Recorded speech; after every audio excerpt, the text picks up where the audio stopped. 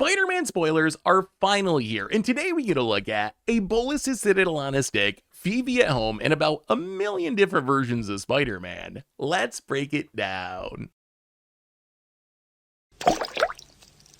Hello everyone, it's Seth, probably better known as Saffron Olive, and it's time for another daily dose of Spider-Man spoilers.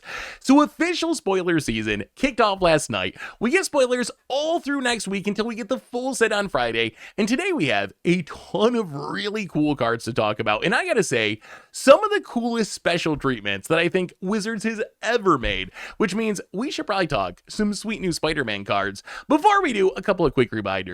First, if you need any of these cards, you can snag them from our sponsor Card Kingdom over at cardkingdom.com/MTGGoldfish. And second, to keep up on all the latest spoilers throughout the day, you should head on over to MTGpreviews.com. Anyway, let's talk some Spider-Man. So first off, we have the spectacular Spider-Man, which you're probably thinking, wait a minute, didn't we already talk about this card like a month ago? And the answer is yes, we did, but we found out yesterday there's not just one version of Spectacular Spider-Man. There are a whole bunch of special versions of Spectacular Spider-Man. And honestly, I think these cards kind of exemplify what this set is about. To me, it seems like the biggest selling point of this set is going to be a bunch of fancy Spider-Man's arts with really cool treatments and old comic book stuff and whatnot. So I think that's really what Wizards is going for here. Not that there's not some powerful cards in this set that are going to see play in Standard and definitely in Commander, but I think that's really kind of the goal of the deck, is to make as many super cool looking Spider-Man cards as possible. So in collector boosters, you can get all these different versions, obviously like in 1% of packs or something, very small percentage of packs. And I expect these will probably be pretty expensive just because they're going to be pretty rare, right? Like with 7 different versions and only showing up in collector boosters, your odds of getting any one of these in specific is going to be pretty low. So we'll have to see, but I expect these are going to end up being some of the chase cards from this set. We also got some sweet mythics like Gewnom Remorseless. So Venom, a 5-mana 4/4 legendary symbiote spider hero. It has Death Touch and Lifelink, and it says when it attacks until end of turn, you can look at the top card of your library at any time, and you may play cards from the top of your library. If you cast a spell this way, pay life equal to its mana value rather than pay its mana cost. So Venom, it's essentially Bolas's Citadel on a stick, or very close to Bolas's Citadel on a stick. The difference is, obviously, you gotta play Gewnom, and then you gotta attack with Gewnom to make it work. So there's a window there for your opponent to be able to kill it. I guess if you give it haste, you can get around that. But I think this is a really powerful effect, especially for Commander. We have seen Bolas's Citadel be really strong in Commander. Actually, it's a game changer in Commander. I don't think Gewnom will be a game changer, just because, like I said, being on a creature makes it way different. Like, you have to play it, you have to wait a turn to attack with it unless you can give it haste. So I think it's going to be much safer than Bolas's Citadel. Although it's worth noting, it is a Bolas's Citadel that you can play in the command zone, which is actually really strong. As far as Standard is concerned, I think this card's probably pretty mid. It actually reminds me a little bit of a Fairyell from the Edge of Eternity set. Is this black 5-drop with a really strong ability if it attacks, but not super great stats. Although I guess Death Touch and Lifelink does help. It's kind of like a big gifted Etherborn. So it's a little bit better than a Fairyell in the stats and mechanics department. But still, it's a card that you gotta play. It's gotta not die for a turn. Then you gotta attack with it. And even if you do, there's no guaranteed reward, right? You could have 2 lands in the row on the top of your deck, and you don't get any value out of doing all this work to attack with Venom. So all this to say, outside of like cool janky combo potential and just doing weird against the odds things, I would be surprised if this was a competitive Standard card. We already have some really good black 5-drops like Aclazotz, the Speed Demon, and then we have strong black 5-drops that don't even see play like Mahan, Bloodthirsty Conqueror. So I expect that Gewnom will be another card that's like pretty fringe in competitive Standard.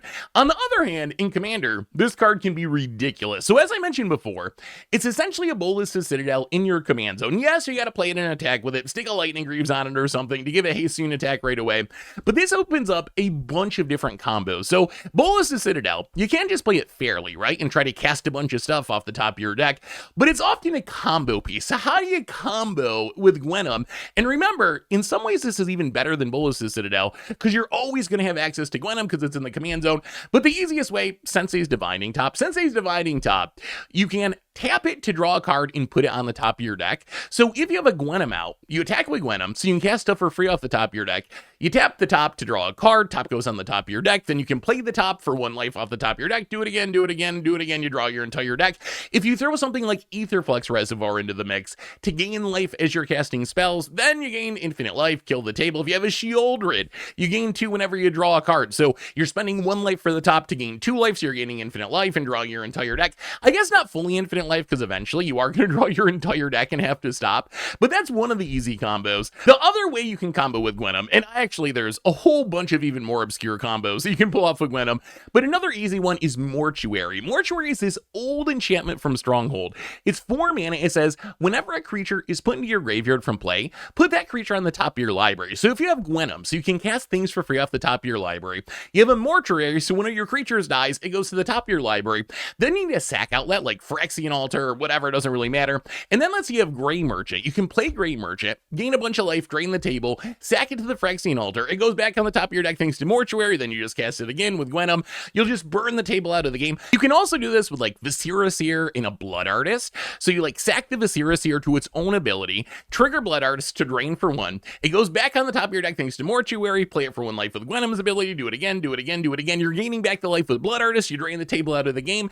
So I think that's going to be the most common way to play with Gewnom. It's like a strong value commander where you can't just play this and attack with it and try to play a bunch of cards, but it also is going to have a ton of infinite combos built in. So Gewnom, I love me some Bolas' Citadel. I think this is weaker in non-commander formats than Bolas' Citadel, just because it's on a creature, you gotta attack with it. But in commander, especially if this is your commander, it could actually be better Bolas' Citadel, just because you're always gonna have access to it. We also got a new mythic black reanimation spell in Behold the Sinister Six. So it's 7 mana. A little bit odd, considering you Behold the Sinister Six. Would make more sense at 6 mana, but I guess it would just be too powerful. At sorcery speed, you get to return 6 target creatures, up to, which is actually a pretty key word in this card, up to 6 target creatures with different names from your graveyard to the battlefield. So Behold the Sinister Six. It's essentially a mass reanimation spell, and we've seen a bunch of different versions of this, like Command the Dread Horde. You can reanimate any number of creatures in graveyards, but you gotta take a bunch of damage. In standard right now, we have Funeral Room Awakening Hall, which for 8 mana reanimates all the creatures in your graveyard. Obviously, the classic Rise of the Dark Realms reanimates all creatures in all graveyards for 9 mana. So when you put this card into the context of existing cards, I think it's kind of just okay. Like, yes, being able to get back the 6 best creatures with different names from your graveyard is really powerful. We just got a bunch of other cards that can also do this. So the dream is obviously, you're playing standard, somehow you get a Valgaboth, a Vaultborn Tyrant, a Summon Bahamut, a Summon Knights of the Rout, an Arden, an Ancient Adamantios, all in your graveyard at the same time. You cast this for 7 mana, you get them all, it's the most ridiculous turd, you probably win the game on the spot. So it can be incredibly powerful. How easy it's going to be to set this up, that's a whole nother story. I think more often you're going to be some sort of reanimation deck, and you're going to have some town greeters and like these cheap self-mill creatures. So maybe you're getting like a Valgaboth and a Summon Bahamut and a town greeter or something. It is important that it says up to. We've seen in Hex this weird old removal spell that destroys 6 creatures. You can't actually cast it if there's not 6 creatures, but because it says up to 6 creatures, you can cast this and reanimate 2 creatures if you want to, or 1 creature if you want to. Obviously, the more the better, because the more powerful the card's going to be, but you don't have to have 6 creatures with different names to actually cast the spell, which is a big deal.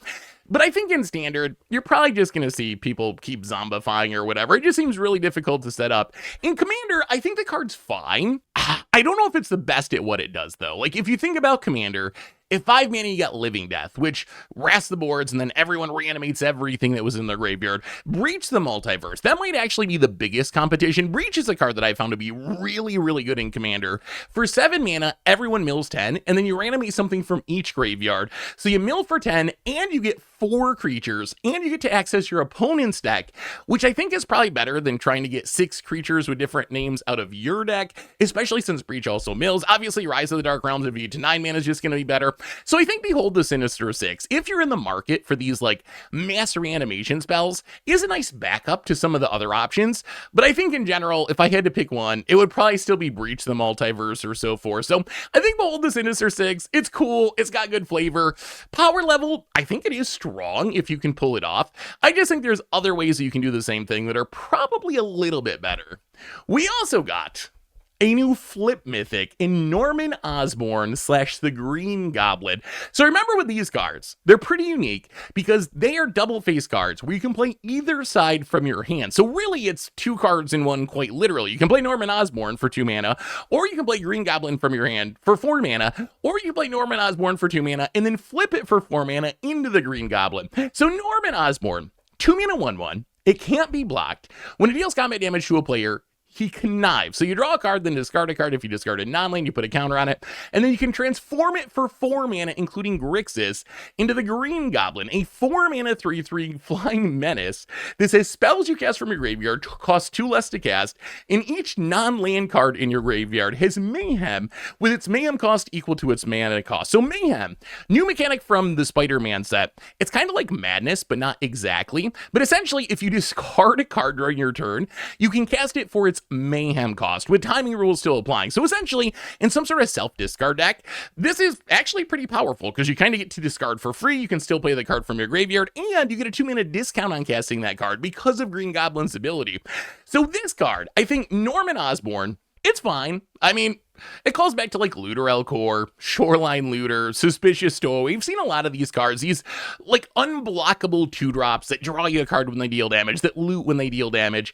Norman Osborn, essentially another one of those cards, with the downside of being legendary, but the upside that because of Connive, you get to grow it as you go along. So I think it's fine. It works really well in the context of a Mayhem style deck because you want ways to get cards in your graveyard. You can discard them, then cast them with Mayhem. So I think in the context of like Green Goblin and a bunch of Mayhem cards, Norman Osborn's actually really good because if you want to build a Mayhem deck, you're going to need ways to discard cards, and we're getting more and more of these Mayhem cards from the Spider-Man set, so we'll have to wait and see if you can build like a full-on Mayhem deck in Standard. But if we do, I think this could be part of it, because then in a Mayhem deck, the backside is also super strong. Not only do you get a 2 mana discount on all of the stuff that you cast with Mayhem, it gives all your non-Mayhem stuff Mayhem, which is kind of wild. So I think Mayhem is the primary purpose of this card, although there are some other mechanics that let you cast things from the graveyard, and I think this is probably the direction you go if you build Green Goblin in Commander. So in Commander, it's a Grixis card.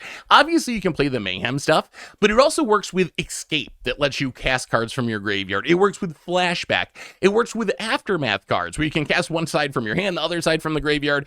It works with Retrace. So these are the kind of mechanics you're looking for in building a Green Goblin deck, and I think if you go all in building around this card, it is actually a pretty powerful commander. Like a 2 mana discount on all your graveyard stuff is really good, and it unlocks your graveyard thanks to Mayhem with that 2 mana discount. The one weird thing about Mayhem that I wanted to mention, because I think this might catch some people by surprise, is it doesn't actually work with Madness as well as you think. You would think that it worked really well with Madness because it's the closest comparison to Mayhem, but the way Madness works is if you discard a card, you discard it into exile, and then you can play it from exile, so you're not actually playing it from your graveyard. So Green Goblin, not going to give you a 2 mana discount on a Necrogoyf or Anja's Ravager or whatever, so worth keeping in mind. But I think that Norman Osborn Green Goblin, we'll have to wait and see in Standard. I think it could be good enough, especially in some sort of Mayhem self-discard deck.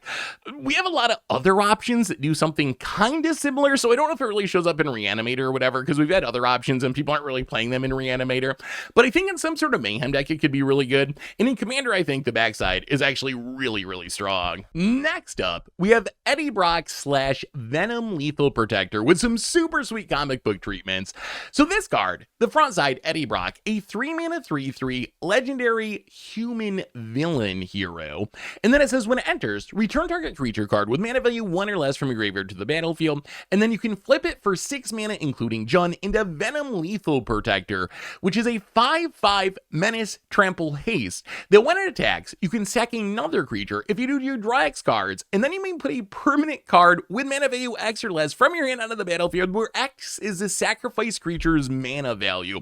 So this card, I think, is actually pretty strong. So starting with the front side of Eddie Brock, we don't have an exact comparison because we've never had a creature that just enters and reanimates a 1-drop before, but it's kind of like the creature version of Abiding Grace, which isn't like busted or anything, but a 3-mana 3/3 that gets you back a 1-drop does seem fine. I can imagine using this in a Sephiroth deck, where Sephiroth really likes 1-drops like Infestation Sage and Nesting Bots that give multiple bodies, so you could like Sephiroth sack your Infestation Sage, and then Eddie Brock get back the Infestation Sage and sack it again to make another token. So I think this could be interesting in like a Sephiroth sack deck, just because how it interacts with the 1-drops. It also just seems fine with some of the good black 1-drops in the format. Just getting back a Tiny Bones or an Iridescent Vine Lash or a Cecil actually seems pretty powerful. Imagine like a black aggro deck where turn 1 you Cecil, eventually it trades off because your opponent needs to stop taking the damage, and then you just Eddie Brock it back and get your death touching 2/3 back on the battlefield. Seems like that could be pretty good. The backside of the card, the backside is really, really scary, although it might be more commander scary than standard scary. So it's a 6-mana 5/5, and remember, like all these cards, you can cast either side from your hand, so you don't have to play it and then flip it. But it has Menace, Trample, and Haste, and then when it attacks, you can sack another creature, draw X cards, put a permanent with mana value X or less from your hand on the battlefield, where X is the sack creature's mana value. This makes Venom kind of like a Kraven, but it cares about mana value rather than the creature's power. And then the put a permanent into play from the battlefield, it reminded me the most of emergency powers actually, but it seems like a pretty strong value ability. You sack something, but then you get that thing back presumably when you get to put the permanent into play, and you refill your hand along the way.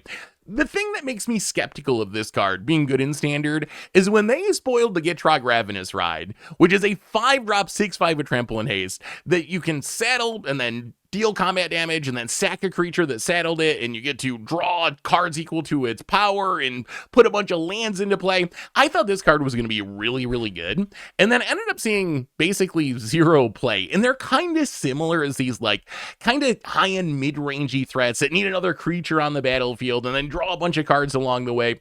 So it makes me worry a little bit that if the Gitrog isn't good enough, maybe Venom isn't good enough.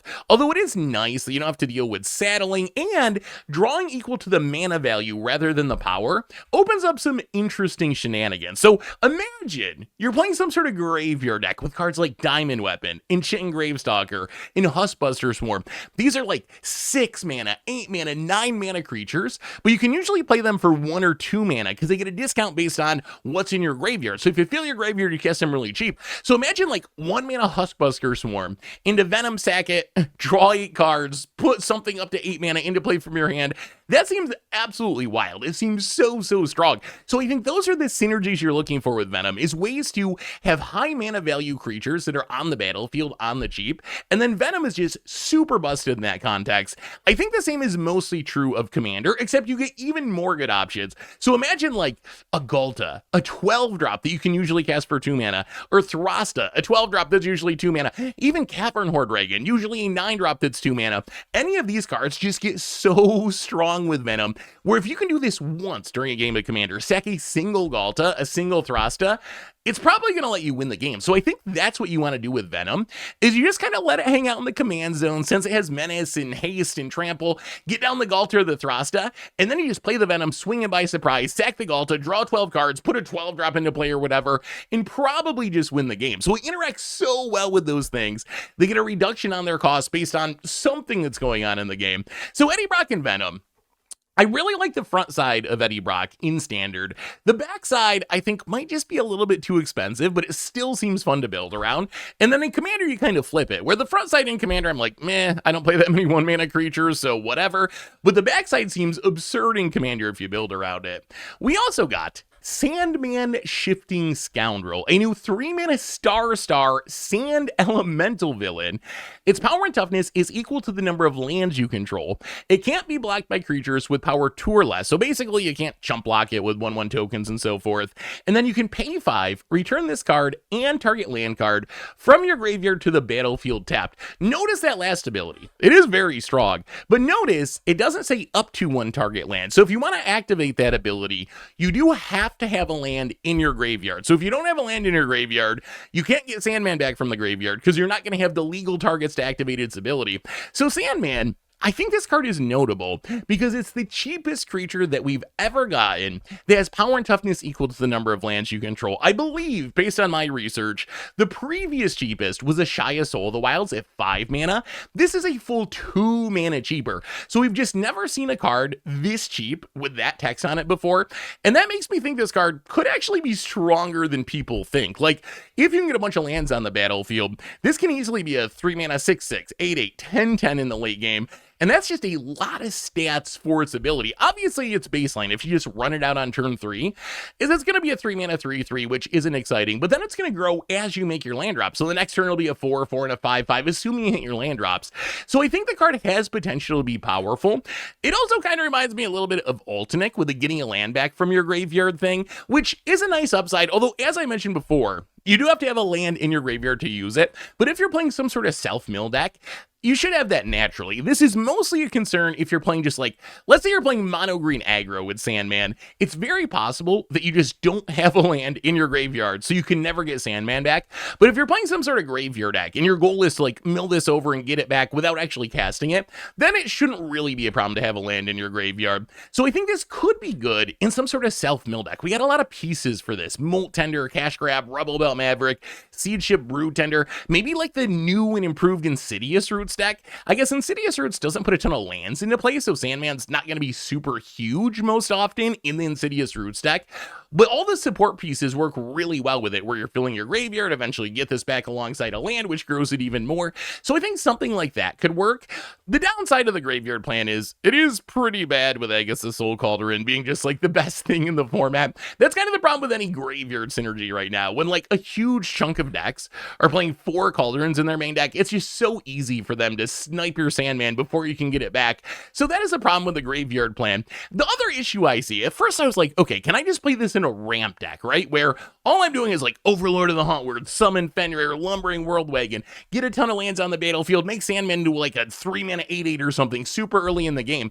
And I think that could work. It's just a little awkward that Sandman is also 3 mana because that's where all my ramp spells are. So I don't know how many 3 drops I could fit in the deck. So I think that's a little bit of a concern that at 3 mana, it's also competing with the ramp spells that power it up.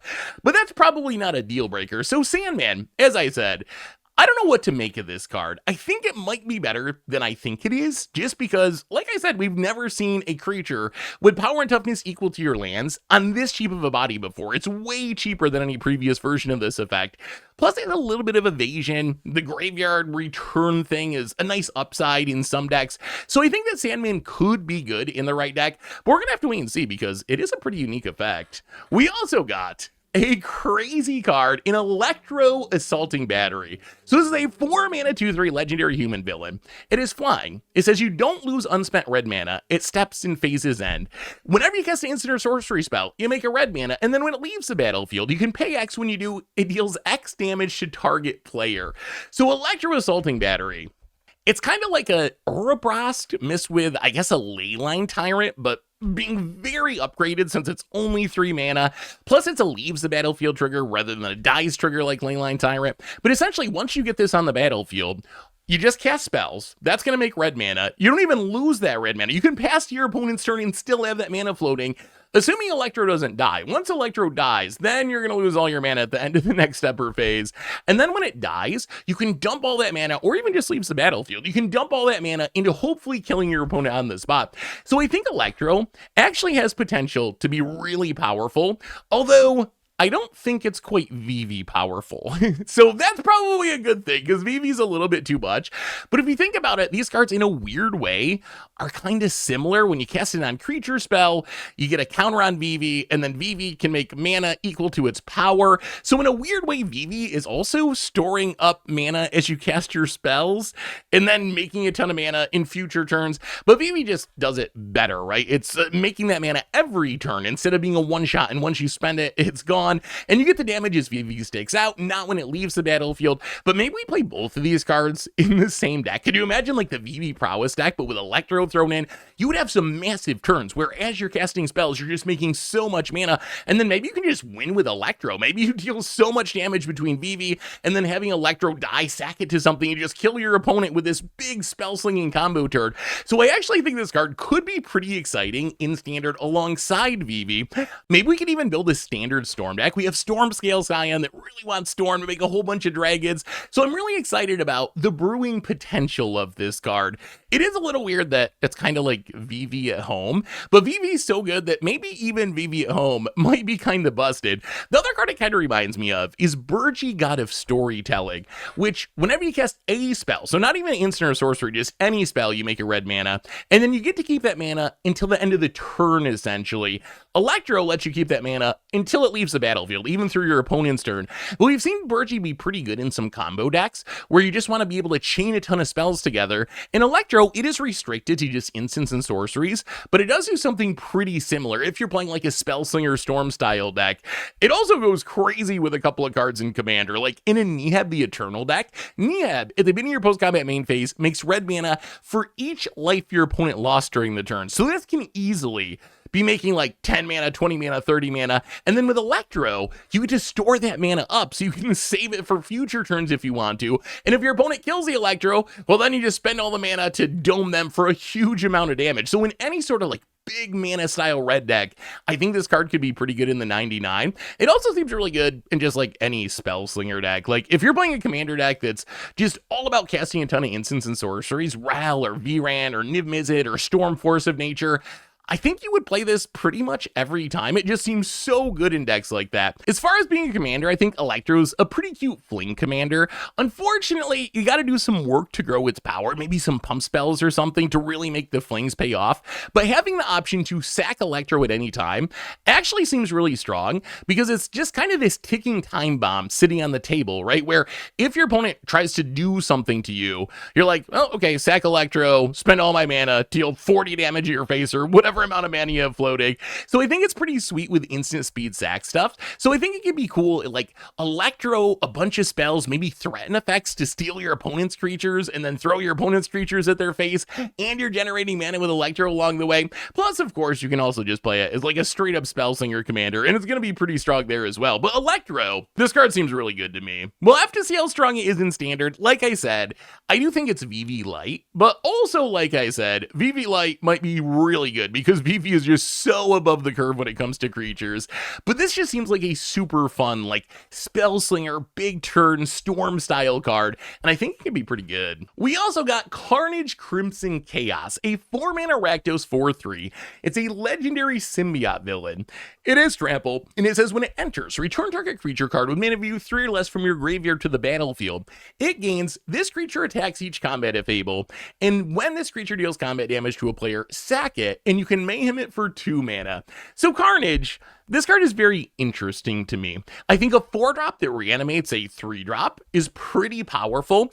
I'm not sure how much the drawbacks on the reanimated creature, having to attack each turn and having to sack it when it deals combat damage, how much that hurts the card. I could imagine it might make it a lot worse than it looks at first glance, because you play this reanimated 3-drop and then it just has to chump attack into your opponent's whatever they have on the battlefield. So maybe it's not going to be as strong as I think just because of those drawbacks, but still, a 4-drop that reanimates a 3-drop is a pretty powerful effect. When I first saw this card, it reminded me of Crypt Champion, which is this old Dissension card which kind of did the same thing. For 4 mana, each player reanimated the 3-drop, but it had this weird drawback where if you didn't spend red mana on it, you had to sack it.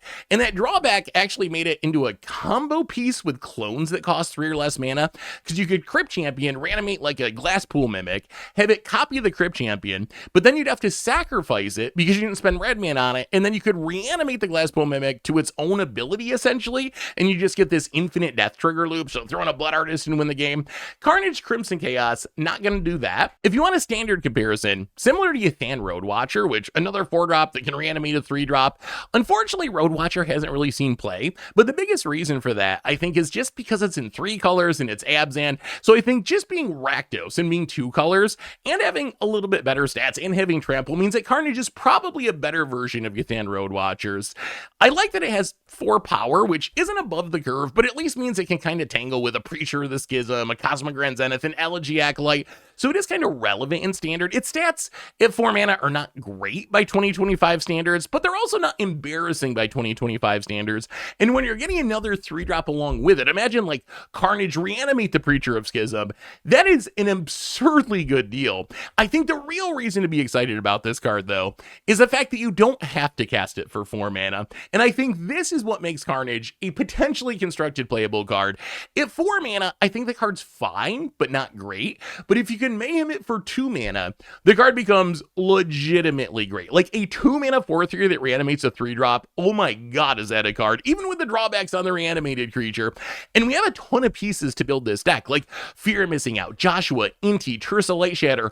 These are all creatures that are cheap enough to be reanimated by Carnage, but also let you discard a card so you can discard your Carnage, cast it from your graveyard with Venom for 2 mana, and then reanimate one of those things. So I'm actually very excited to build some sort of like Rakdos or maybe Mardu Carnage deck that just jams all these things together. It seems like it can be really powerful. You can even play Monument of Endurance for even more discard payoffs. So I think that's the shenanigans you're looking for with Carnage. If I squint hard enough, I could even imagine a world where this was modern playable with Asmo, where Asmo finds an Underworld cookbook so you can discard a card for free, discard the Carnage, you mayhem it for 2 mana, you get back an Asmo from the graveyard. So basically, if you can madness this card, I think Carnage is legitimately great. If you can't madness the card, then I think it's legitimately fine. I do worry about the fact that the creature is probably going to chump attack a lot. If you're casting it for 2 mana, though, it just doesn't matter. I will say, I think this is more of a 60 card format card than a commander card. Hard for me to imagine wanting to play this as my commander. I guess you could play some sort of like, I don't know, aristocrat style discard mayhem deck with it, but I don't know. I think this one seems more geared towards 60 card formats than for commander. But in 60 card formats, especially in those discard decks that can mayhem it, I think this one could be really good. We also got Kraven the Hunter, which is pretty simple, even though the way it's worded is not quite as simple. It's a 3 mana 4/3 legendary human warrior villain. It has trample, and it says whenever a creature an opponent controls with the greatest power among creatures that player controlled dies, draw a card and put a +1/+1 counter on it. So essentially, whenever one of your opponent's things that has the highest power dies, you get to draw a card and grow your Kraven. It is notable here, it doesn't say or tied for the greatest power, which is actually kind of awkward, which means if your opponent has 2 10/10s and you kill one of them, you wouldn't technically draw a card because it didn't have the greatest power. It was tied for the greatest power. So that part is a little bit awkward. You would need it to actually have more power than anything else on the battlefield. But this card kind of reminds me of stuff like Chevelle and Massacre Girl, these creatures that reward you for killing your opponent's stuff. And I think Kraven has some neat synergies. And this is really more commander stuff than standard stuff.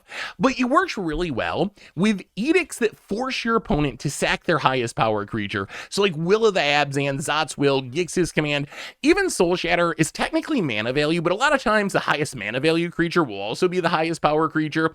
But imagine you play Kraven for 3 mana. The next turn you Will the Abzan, make each of your opponents sack their highest power creature.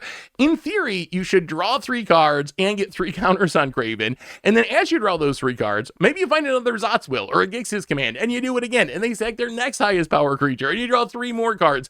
I actually think this might be a kind of hated commander. I think it's actually a very strong commander if you build around it, but I think it's a commander that all it really does is it wants you to play it, and it just asks you to repeatedly kill your opponent's biggest creature, which seems like it might be kind of unfun for more like casual pods that are trying to like do their thing, because this card is just, its thing is just drawing your biggest thing every single turn as much as possible. So it's going to lead to a lot of removal spells, a lot of killing your stuff, but at least it grows into this huge trampling threat. So it is going to take people out eventually. If you kill enough stuff, you're just going to end up Voltron killing with Kraven. In standard, I think it's kind of okay. Like a 4/3 for 3 is fine. It is legendary. It is in Golgari, so you got to be in 2 colors. But still, like, if you play it and you use your removal right, you can get some value out of it. So I don't think it's like bad in standard, but I think it's mostly going to be a really grindy and pretty brutal commander to play against. Speaking of mayhem cards, we got another interesting one in Ultimate Green Goblin. So a 3 mana hybrid Rakdos legendary goblin villain. It's a 5/4, so pretty above the curve stats stats for a 3-drop. It says the beginning of your upkeep, discard a card and create a treasure token, and you can also mayhem it for 3 mana. So Ultimate Green Goblin kind of reminds me of a Rotting Regisaur. It's a smaller Rotting Regisaur. Rotting Regisaur was a 7/6 for 3. This is only a 5/4 for 3, so you're losing quite a bit of stats, but you also get a Black Market Tycoon, so you're getting a treasure along the way, which is a nice upside. Like, making a treasure every turn for the cost of 1 card is actually not horrible, especially if you're some sort of mayhem deck that actively wants cards in your graveyard, and I think that's what you're looking for. Would I just play this in a generic deck? Probably not, but if I'm playing some sort of mayhem deck where the whole point of my deck is to try to discard Carnage or Raging Goblinoids or the other Green Goblin, then I think this could actually be a pretty powerful effect in a deck like that. You get good stats and you get something that's supporting your game plan. Also notable that it's perfectly on curve with Zombify, so maybe this could be a reanimation creature where you play this on 3, on your upkeep you discard your Velgavoth or whatever your big finisher is, Zombify it for 4 mana. So I think in a deck that can synergize around discarding your own cards, I think Ultimate Green Goblin actually pretty solid. As far as Commander is concerned, I think this is going to be most interesting in the 99 of like Madness style decks or other self-discard decks. Works really well with the other Green Goblin Nemesis, which wants you to discard cards to get counters on it and to make treasure tokens. It works well with like Anj Falconwrath, Madness style commanders, where this is just another discard outlet where every turn you're able to discard a card, or Infamous Cruel Claw. So I think that's the home for this card. Probably not quite good enough is just like a mono black or mono red stompy creature, although I don't know, if you have 0 cards in your hand in standard, you don't have to discard a card, right? Because it triggers on your upkeep. So if you're just going to be going hellbent, you kind of get a 5/4 that makes a treasure each turn, which is kind of ridiculous. So maybe it could work in some sort of like aggro deck, but I think it's going to be at its best, obviously, in some deck that actively can take advantage of the self-discard. We also got a new saga in the Clone Saga. So 4 mana blue saga. First lore counter, you surveil 3. Next lore counter, when you cast your next creature spell this turn, you copy it and get a copy except it isn't legendary. And then last lore counter, you choose a card name. Whenever a creature with the chosen name deals combat damage to a player this turn, you draw a card, which sounds really funny if you're playing like Relentless Rats or Persistent Petitioners or Hair Appearance, if you have a whole bunch of cards with the same name in your deck. But in reality, I think the idea is you play this, you surveil, then you play a creature and you get a copy of it, and then you choose whatever creature you have the copy of because you have 2 of those and they attack, and hopefully you get to draw a couple cards. If you think about what this actually is, it's essentially Otherworldly Gaze into a Spark Double into hopefully a Divination if you get to draw 2 off the last lore counter. And I think the Spark Double mode is interesting. It can certainly do some really powerful things. Spark Double used to be one of my favorite cards because making non-legendary copies of things was just so rare at the time. It's becoming more common over the last few years. But imagine in standard, like, you play this and you Ogier Talk and you get a non-legendary token copy of it, except you get 3 times the number of token copies. Or even just double Vaultborn Tyrant. You draw so many cards, gain so many life. I don't know how anyone beats double Velgavoth. Obviously, tricky to set up. You gotta play this, you gotta get the timing right, you gotta cast the creature to get the copy of it, but it can do some ridiculous things in the right scenario. From a competitive perspective, I don't think you really play this card, though. It's a fun, like, brew around against the odds card, but it's hard for me to see a world where this is actually better than just, like, playing an Enduring Curiosity in your Dimir deck or whatever and just drawing a whole bunch of cards and having a 4/3 that comes back as an enchantment when it dies. So probably more of a fun card than, like, a spiky card. As far as Commander is concerned, I think this card's fine in basically any Saga deck. You can play it in Tom Bombadil or whatever, but it's especially exciting with Saga Commanders that can manipulate lore counters, like Xavier Cell or Cheesy, because what you can do is, let's say you have Xavier Cell as your commander, you play the Clone Saga, you surveil, whatever. The next turn, you up to lore counter 2, you can cast a creature, you get a copy of it, which is super nice, and then you can use your Xavier Cell to remove a lore counter from the Clone Saga. So then you go back down to lore counter number 1, so that means the next turn, you're going to hit lore counter number 2 again, so you cast your first creature, you get another copy of it, so you can essentially just be hitting that second counter, the most powerful one, the Spark Double mode, every single turn. And if you can get that set up, it is a ridiculous amount of value. So that's what I'm most excited to do with the card. But the Clone Saga, It seems like a super fun saga. Probably not like a spiky standard saga, but at least very good in saga decks in Commander. And if you can make that second lore counter work, it can do some really strong things. We also got a new aura in With Great Power ... which is a 4-mana aura that enchants a creature you control. It gives enchanted creature +2/+2 for each aura and equipment attached to it. And then all damage that will be dealt to you is dealt to the enchanted creature instead. So with great power, it's essentially double all that glitters for double the mana, but you also get a pariah on it, where all the damage that would be dealt to you instead goes to the creature, which I think is actually a pretty interesting combination of effects. Also kind of similar to a Fallout card, Strongback, which essentially did the same pumping for 1 less mana, but you didn't get the pariah out of it. So what do you do with the great power? So the boring thing to do with the great power is just build a big Voltron set, right? You play a bunch of auras, you play a bunch of equipments, you put this on a Gingerbrood or an Optimistic Scavenger, it gets +10/+10 or something, and you kill your opponent.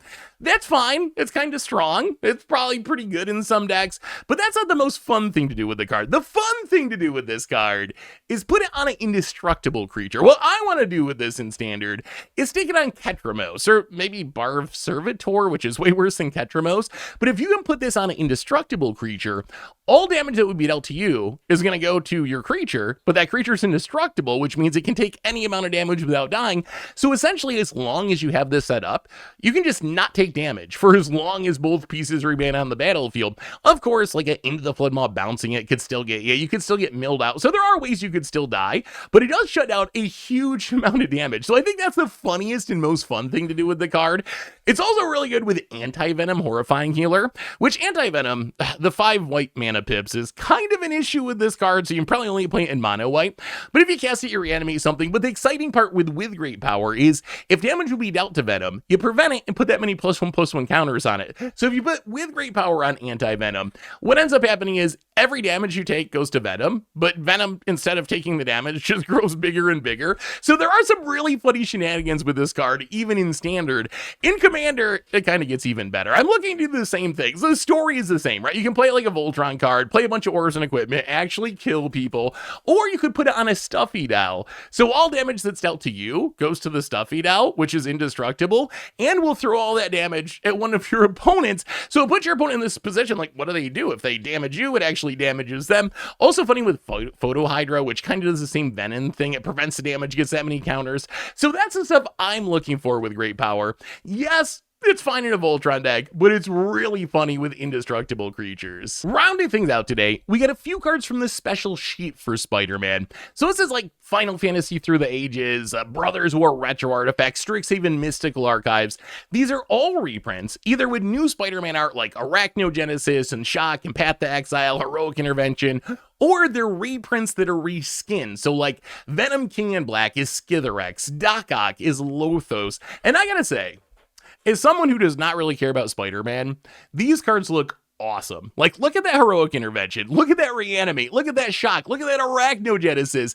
They just look super cool. So I have to imagine if I think these cards look cool, and I don't have any connection to Spider-Man, people who are huge Spider-Man fans are probably going to absolutely love these cards. Although I do have one complaint that I just gotta restate this because it really bothers me. So in the old days, and by that I mean like a year or two ago, with these special sheets, you would get one in every single play booster pack. Then with Final Fantasy, they changed it so you would get one in every 3 play booster packs. Now with Spider-Man, they've changed it to one in every 24 play booster packs, which essentially means you only get one of these per play booster box on average, which is kind of disappointing. It makes me feel like we're locking some of the coolest cards from the set into $900 collector boosters. I know it's not fully that. Yes, you still get one per box, but going from one per pack just a couple years ago to one per box for Spider-Man, that does feel pretty bad. So Wizards, if you're watching this, You can give some of the normal people some cool cards too. They don't all have to be locked in $900 collector booster boxes. So that complaint aside, these cards look amazing. I'm super excited for the reprints, but I do wish they would actually let people get them in their play booster boxes with a little bit more frequency. As far as lower rarity cards, we got the Daily Bulge Building, a land that comes into play untapped. It adds a colorless. You can pay one and tap it to add a mana of any color, or you can pay one and tap it to make target legendary creature gain medicine until end of turn only as a sorcery. So the Daily Bugle Building, I think it's notable just because it's a way you can give evasion on a land. Not the strongest form of evasion, it's only menace and it can only target legends.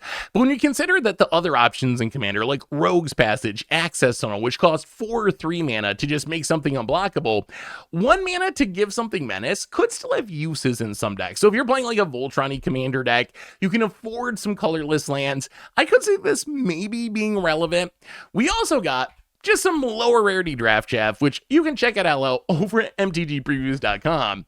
Anyway, that brings us to the end of our daily Spider-Man spoilers for today. So what do you think? We got a ton of new cards, a lot of really cool stuff. I'm very curious where everyone's at with this set. I gotta say, I think a lot of these cards look really powerful, and I'm pretty excited for them, even though, like I said, I'm not really a Spider-Man fan myself, but there's some really fun stuff to brew around. I think a lot of it's going to be really good in Commander, but there's a few sneaky standard cards in there as well. But anyway, let me know what you think about Spider-Man in the comments. Thanks for watching, everyone. I hope you enjoy it. And I'll be back on Monday with even more Spider-Man spoilers. So until then, have a spectacular weekend, and I will talk to you soon.